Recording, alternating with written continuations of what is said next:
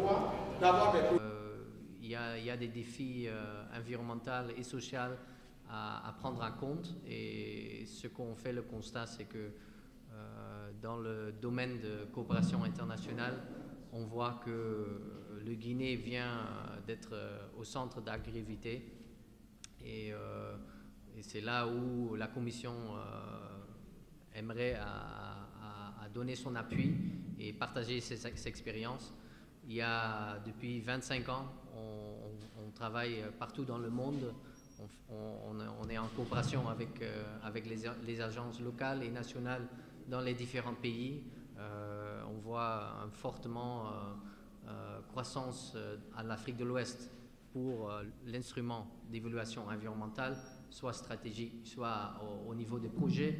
Et on est prêt à partager nos expériences et nos connaissances avec nos homologues ici au Guinée, qui est représenté par le BGEEE.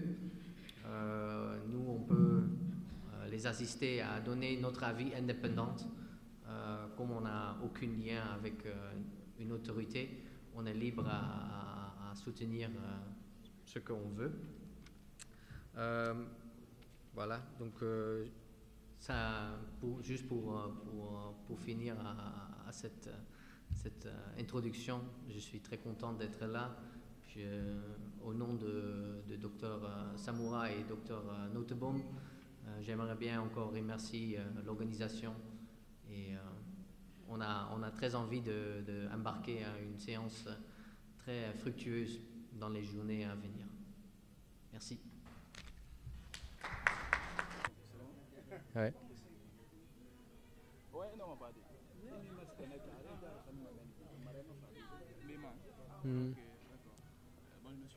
Bonjour.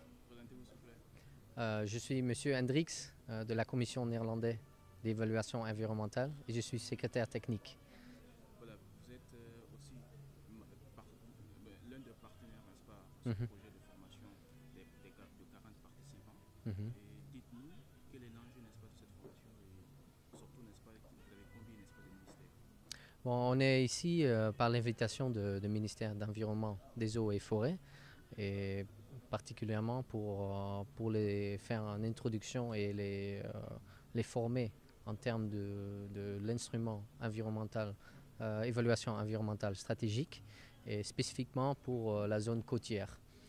C'est-à-dire la Guinée fait expérience à beaucoup de complexités et des problèmes aux zones côtières, pour lesquels la CNE pourrait partager son expérience et sa connaissance en termes d'utiliser l'évaluation environnementale stratégique.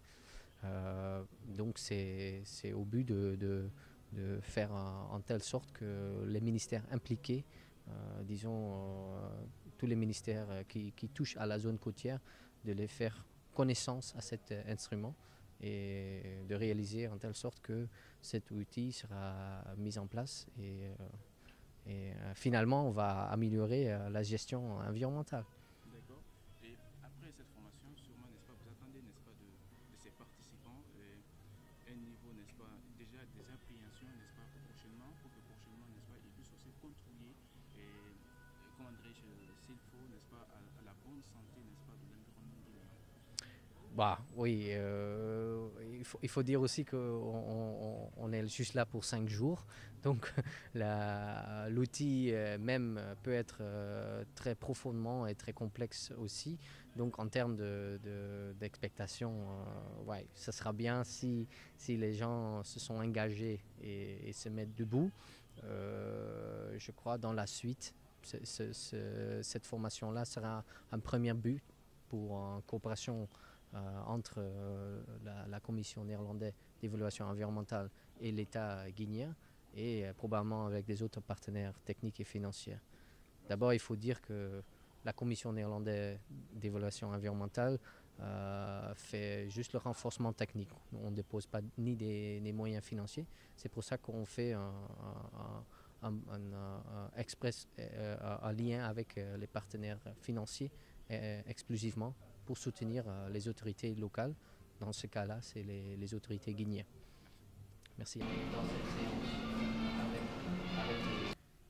Mesdames et Messieurs les cadres des différents départements ministériels, chers experts de la Commission néerlandaise d'évaluation environnementale, chers invités, Mesdames et Messieurs, c'est pour moi un réel plaisir de participer au nom du représentant résident de PNUD à cet atelier de renforcement des capacités des acteurs en évaluation environnementale stratégique pour un développement durable sectoriel. Permettez-moi tout d'abord de vous remercier pour la mobilisation enregistrée, témoin de l'intérêt que vous accordez au thème du présent atelier. Mesdames et Messieurs, la zone côtière guinéenne est la première zone économique du pays et abrite près de 38% de la population guinéenne.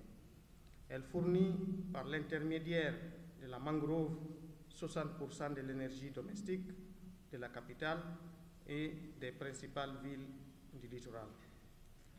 Le secteur des infrastructures en zone côtière guinéenne, telles que les routes, les ponts, les barrages, les usines, les établissements urbains, etc., continue de croître afin de répondre aux besoins croissants d'une meilleure qualité de vie des populations. Bien que les impacts sociaux soient principalement positifs, les implications écologiques sont pour la plupart des impacts négatifs et nécessitent des interventions immédiates pour prendre en compte les impacts sur les écosystèmes dans un contexte d'adaptation au changement climatique dont cette zone côtière est vulnérable. Mesdames et Messieurs, le changement climatique a déjà des impacts importants sur les ressources naturelles, les groupes socio-économiques, les écosystèmes, les habitats tant humains que de la faune. La lutte contre le réchauffement climatique, plus qu'une question environnementale, est devenue un impératif pour tous et exige de chacun de nous un engagement effectif et concret dans les actes que nous posons quotidiennement pour aider à sauver la biodiversité et protéger la santé et lutter contre la pauvreté. Mesdames et Messieurs, le changement climatique est en effet l'un des plus grands défis du XXIe siècle pour lesquels il nous incombe d'agir maintenant et ensemble, unis dans nos interventions afin de leur conférer toute la pertinence et l'efficacité requises.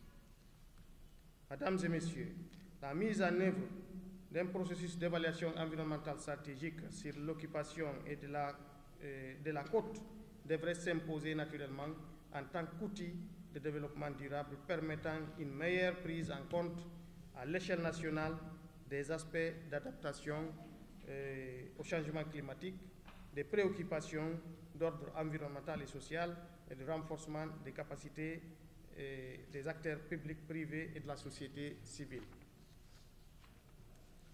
La résilience des moyens de subsistance des communautés et des écosystèmes les plus vulnérables sur le littoral guinéen. Monsieur le Secrétaire général, Mesdames et Messieurs, chers participants, les populations guinéennes et les générations futures comptent sur nous tous pour aider les décideurs à élargir la planification de haut niveau pour passer d'approche unisectorielle à une approche plus étendue, plus cohérente et participative. Je voudrais donc vous exhorter d'entre vous à faire preuve d'une attention soutenue afin que vous puissiez tous tirer le meilleur avantage de cet atelier qui se veut être un espace de dialogue ouvert, un véritable rendez-vous du donner et du recevoir entre les experts. En vous réaffirmant la disponibilité du PNUD à accompagner le gouvernement dans ses efforts de protection de l'environnement et de lutte contre les changements climatiques et de la préservation de la biodiversité pour la réalisation du bien-être des populations guinéennes et l'instauration d'une économie verte et résiliente en Guinée. Je vous remercie de votre attention. Oui, le ministère donc, de l'Environnement, on va voir tout, comment dirais-je, tout le compte dans de l'honorable président de la Commission environnement de l'Assemblée nationale, monsieur le représentant du Conseil économique et social, monsieur le représentant et monsieur le représentant résident du PNUD en Guinée, mesdames et messieurs les représentants des départements ministériels ici présents, mesdames et messieurs les représentants de la société civile,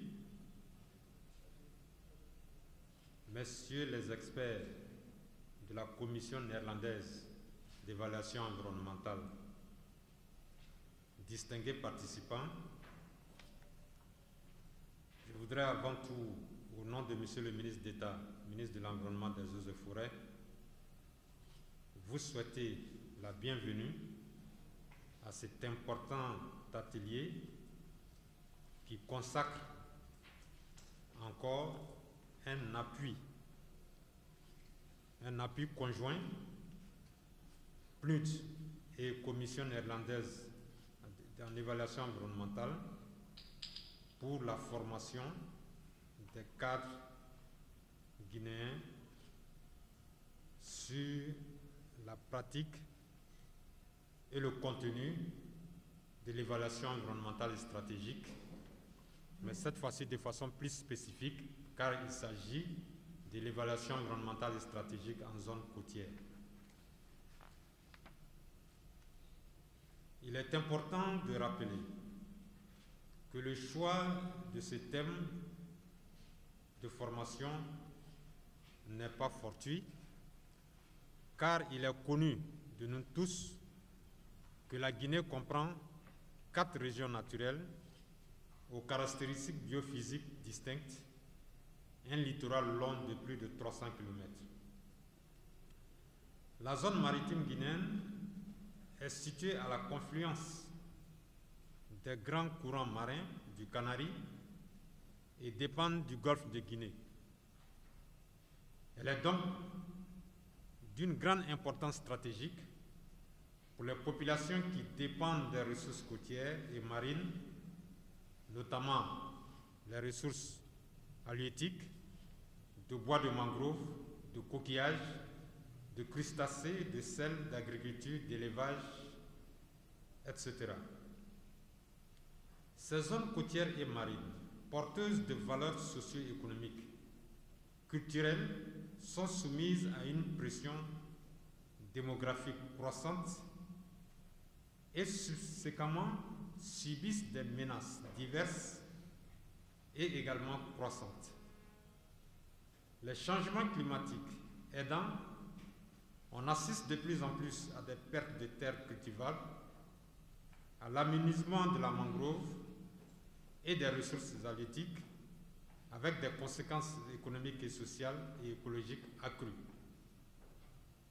En outre, il a été démontré que de nombreux défis environnementaux trouvent leur solution dans l'élaboration des politiques, des plans et programmes sectoriels cohérents et adaptables par l'intégration des objectifs du développement durable.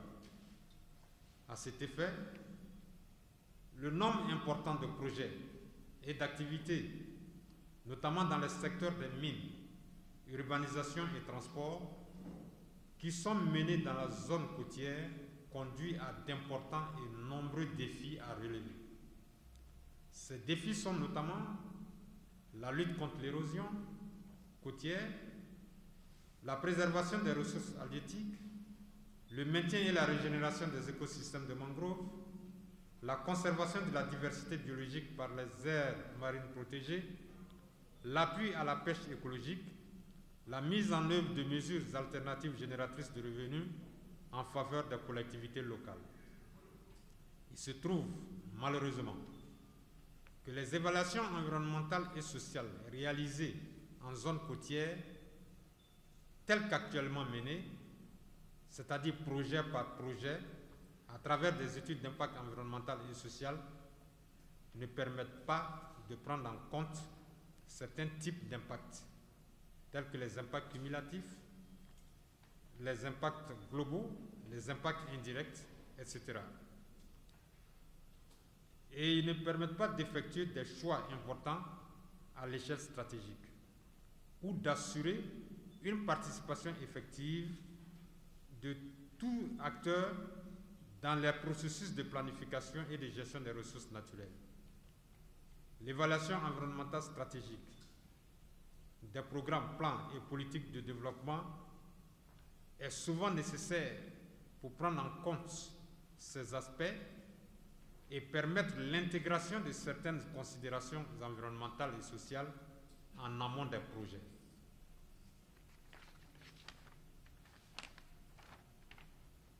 Mesdames et messieurs, prenant conscience de ces défis et ces réalités, le ministère de l'Environnement, des Eaux et Forêts a sollicité et obtenu du Programme des Nations Unies pour le développement et de la Commission néerlandaise pour l'évaluation environnementale l'organisation de ce présent atelier de formation et de partage d'expériences qui se déroulera du 23 au 27 septembre 2019. Qu'ils en soient vivement remerciés et félicités pour cet appui. Nous sommes d'avance convaincus que les importants efforts que vous allez consacrer au quotidien, aux séances de travaux, vous permettront de maîtriser la démarche méthodologique de réalisation de l'évaluation environnementale stratégique, ainsi que les méthodes et outils à utiliser aux différentes étapes de cette évaluation et finalement de renforcer les capacités des structures et partenaires intervenant dans le secteur de l'environnement et plus spécifiquement au niveau de la zone côtière. C'est donc avec cette note d'espoir que je voudrais, au nom de Monsieur le ministre d'État, ministre de l'Environnement, des Eaux et Forêts, déclarer ouvert l'atelier de formation.